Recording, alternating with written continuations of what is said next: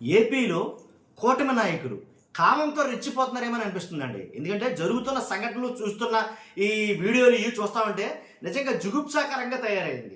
వాస్తవాల్లోకి వెళ్తే కనుక కూటమిలోని చాలామంది నాయకులు 1, 2 కాదు, ఈ 22 నెలల్లో ఎన్ని సంఘటనలు చూసామండి. ఇప్పుడు ఒక 3 వీడియోలు పెట్టాలనుకున్నాను నేను. అది పెడితేనేమో యూట్యూబ్ కమ్యూనిటీ గైడ్లైన్స్ పడతాయి, పెట్టకపోతేనే మీకు అర్థం కాదు, మీరు చూడకపోతే తెలియదు. ఏదో రకంగా పెట్టడానికి అయితే ట్రై చేస్తాను, అట్లీస్ట్ ఫోటోలన్నా పెడతాం. విషయం ఏంటంటే 22 నెలల్లో అసలు ఎన్ని సంఘటనలు చూసాం మనం అంటే జనసేన రైల్వే కోడూరు ఎమ్మెల్యే అరవ శ్రీధర్ మనకందరికీ తెలిసిన విషయమే. ఆ వీణా గారు అసలు ఏవైతే ఆయన మీద చేసిన అలిగేషన్ చూస్తే కనుక, అంతేకాదు ఏదైతే 9/2/2025 జనసేన నేత కిరణ్ రాయల్ చూడొచ్చు. అలాగే 2024 సెప్టెంబర్లో టీడీపీ సచివుడు ఎమ్మెల్యే కోనేటి ఆదిమూలం గారు మహిళను లైంగికంగా వేధించినటువంటి అది చూడొచ్చు.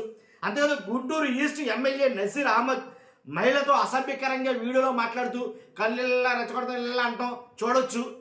తర్వాత శ్రీకాకుళం జిల్లా ఆముదాల వలస ఎమ్మెల్యే కోన రవికుమార్ కానీ కేజీబీ మహిళా ప్రిన్సిపల్ను అర్ధరాత్రి మాట్లాడాలని రావాలని కొన్ని వేధింపులు గురి చేయడం. అంతేకాదు మహిళా మంత్రి సంధ్యారాణి పిఏ సతీష్ ఎవరైతే ఉన్నారో లైంగిక వేధింపులు పాల్పడడం, మంత్రి కొడుకు కూడా సంబంధాలు ఉన్నాయని అంటాం.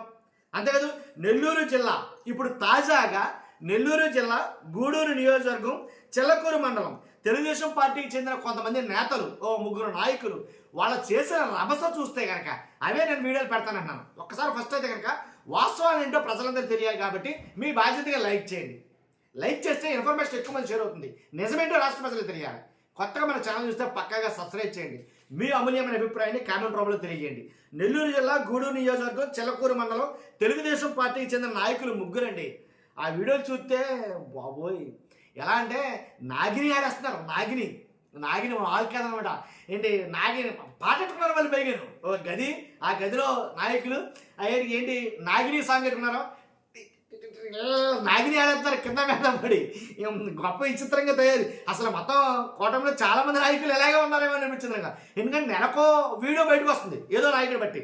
ఏంటి ఒకళ్ళేమో తమిళపట్నం గ్రామానికి చెందిన కోట సతీష్ యాదవ్, వీళ్ళ పేర్ల చివరిలో ఇంపార్టెంట్ పదవులు ఉన్నాయండి.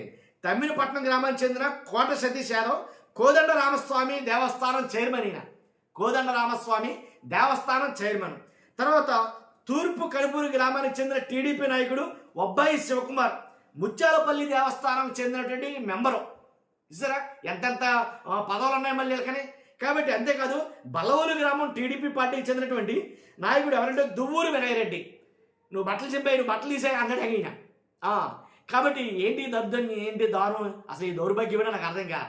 అవి అంటే నెలకొకటి చూడాల్సి వస్తుంది దుర్మార్గం, దాంట్లో ఎలాంటి డౌట్ లేదు. కాబట్టి ఎంత యాక్షన్ తీసుకున్నా సరే అంటే ఎలాగున్నారు ఏంట్రా బాబు అనేది అనిపించింది. కాబట్టి ఇదే సంఘటన వేరే పార్టీలో జరిగితే కనుక ఊరుకుంటారా?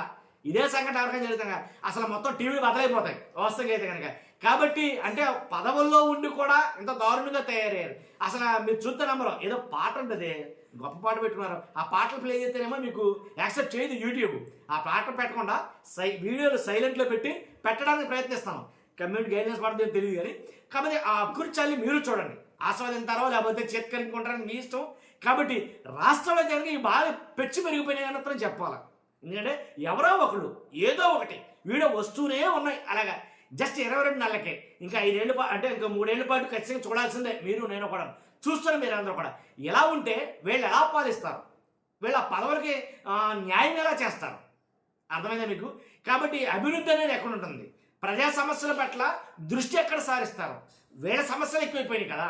కాబట్టి మీ అభిప్రాయం అంటే కామెంట్ రూపంలో తెలియజేయండి. ఫస్ట్ అయితే లైక్ చేయండి. Thank you very much.